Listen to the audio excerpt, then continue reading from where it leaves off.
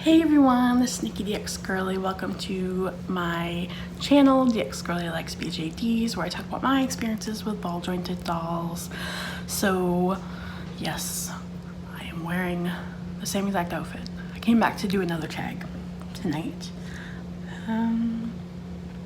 But I'm gonna try to space these videos out a bit. Keyword try. I have the lovely Kennedy with me here, and this hat. Can we just talk about this hat for a minute? I'm obsessed with this hat. I need to buy like 30 more of this hat. This is from, Lolatari. I might totally be misremembering that. It's a user on Instagram, and she makes and sells these, and I absolutely love these. Sorry, low battery notification on my phone. I'm obsessed with this hat.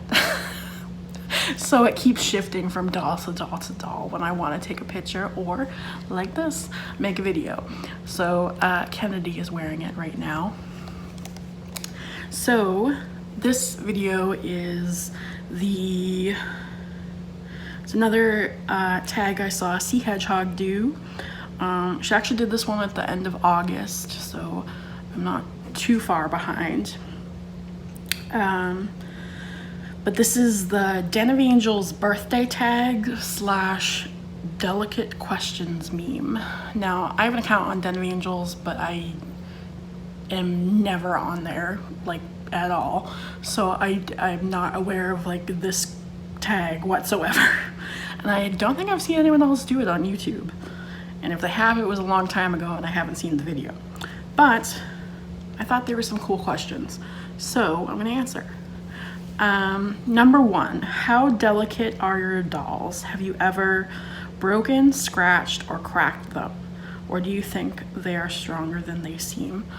I'm gonna go ahead and say that they're stronger than they seem, at least in my perspective. I know I constantly see things from other people about like broken fingers, cracks in the legs from being strung too tight and stuff like that, little chips. I have not had a single issue with any of my dolls, knock on wood. And I'm coming up to 2 years in the hobby now. So I haven't experienced any of that at all. Now, I think I've only dropped a doll once. And it was when I had Kiki, when I first got her, was really nicely strung. And I had her, this is when we lived back up in Massachusetts, I had her on the side table by the recliner when I was watching TV, and I went up to get something and she just bloop fell right on the floor. I was like, I was freaked out. She was my second BJD, and I freaked out. So after that point, nothing happened. She wasn't cracked in any way whatsoever. And that's one of the few bodies that I kept, and it's fine still. But she's less tightly strung since then, if that makes sense. She doesn't stand quite as well or sit upright quite as well. And I have yet to restring any of my dolls. So that's a thing. But no, they're a lot more durable than what I thought they were. Before I joined the BJD hobby, I thought they were gonna be like intensely delicate, like porcelain dolls or something, but not at all, in my opinion. Number two, what do you think is the most delicate part of a doll? So when I ship a doll, the things I see usually break the most are the fingers, especially if it's a hand sculpt that the fingers are really spread apart. Minifees are pretty damn sturdy, but the fingers, I always make sure to bubble wrap them. Actually, when I shipped the bodies the last ones that I shipped here, I just took off the hands and feet and wrapped them extra in bubble wrap and put them in a Ziploc bag separate from the body itself, just for extra protection. But yeah, that's what I see broken most often is the fingers. Number 3, are your dolls a delicate topic with your non-doll friends, or are you open with your doll love? I said this in my last video. I am 100% open with everyone about my dolls at all times. But like I said, I'm an introvert, so I don't have, and I moved from Massachusetts to Florida, so I don't really have any friends down here, besides my boyfriend. But I'm very open. When I put myself on Plenty of Fish, the dating site, last summer, I put right in my profile that I collect dolls. So no hiding it from this girl. Number 4, do you think people asking how much your dolls cost is a delicate question? Has this happened to you? And if so, how do you answer them? So this is such a weird question because have I ever had anyone ask? It's not something I hide from people. Like if someone were to ask me flat out, I would just tell them. But it's not something I go boasting about or parading around at the same time. Does that make sense? Like I'm not like, wow, this doll costs this much and look how much I spent on this doll. Like that's not something I do. But at the same time, if someone asks me how much a minifee costs, I'm not gonna like pretend it's a quarter of the cost that it is. So yeah. Number 5, what doll related items are most difficult to store? Do you go out of your way to wrap or protect certain items? So I think if I had lots of extra wigs, alpaca wigs and Angora wigs, hard cap wigs, that would be the most difficult thing to store. That being said, I don't. I have pretty much one wig for every head I have. I'm pretty good about that. So I think the hardest thing to store for me is clothing. And for me, it's just a space issue. I think one day, once I move in with my boyfriend somewhere, and I have more space. Here I live with my parents and my grandmother, and I share a room with my grandmother, and I have very limited space. So I keep all of my clothing in a big, huge freezer Ziploc bag. So, like an extra big one. And it's probably gonna run out of room. So I'm probably gonna have to break it down into 2 soon. And it's just like a mess. Whenever I need to find something very specific, I have to dump the whole thing out all over the couch and go digging through to go find it.